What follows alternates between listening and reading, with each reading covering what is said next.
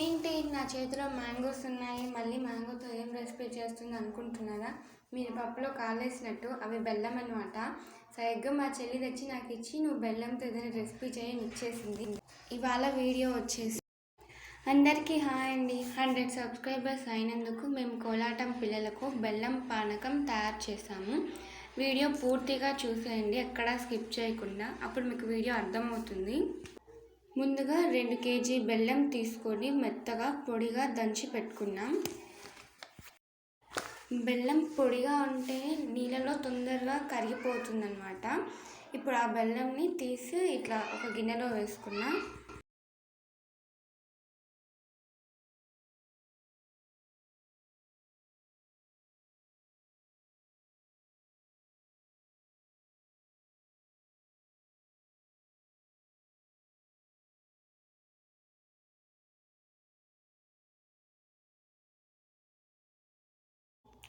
తరువాత ఇందులోకి యాలుకలు, కొద్దిగా కొబ్బరి ముక్కలు వేసి మెత్తగా దంచాము.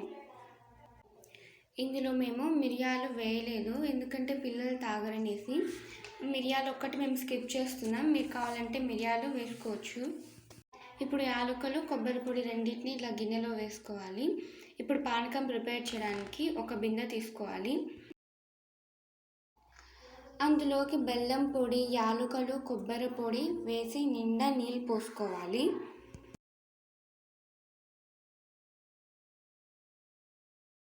ఇక్కడ మేము కూల్ వాటర్ తీసుకున్నాం.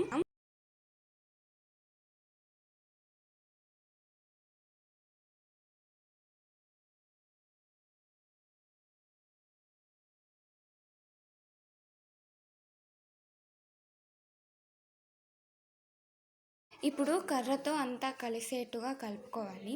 కింద బెల్లం అనేది ఉంటుంది కదా, సో అది కరగడం కోసం ఒక 5 to 10 minutes వరకు అయితే ఇలా తిప్పుతూ ఉంటే బెల్లం త్వరగా కరిగిపోతుంది.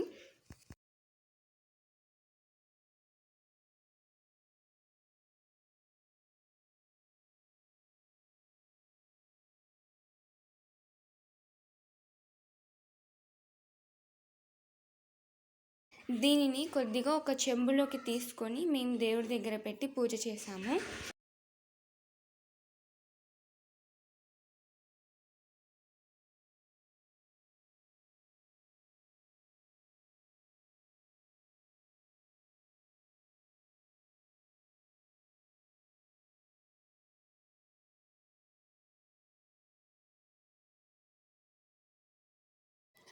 ఇప్పుడు ఇంకా పూజ మొత్తం అయిపోయినట్టే, మీరు కూడా హారతి తీసుకోండి.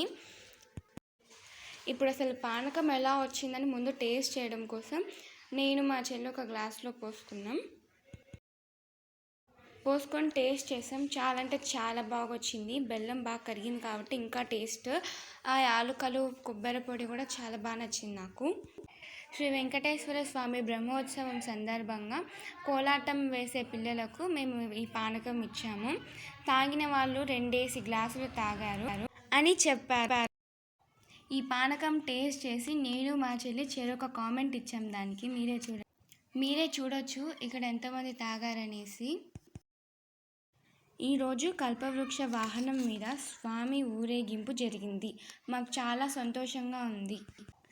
మేము ఫస్ట్ టైం ఇలా చేసాము. Thank you my family 100 subscribers అయినందుకు.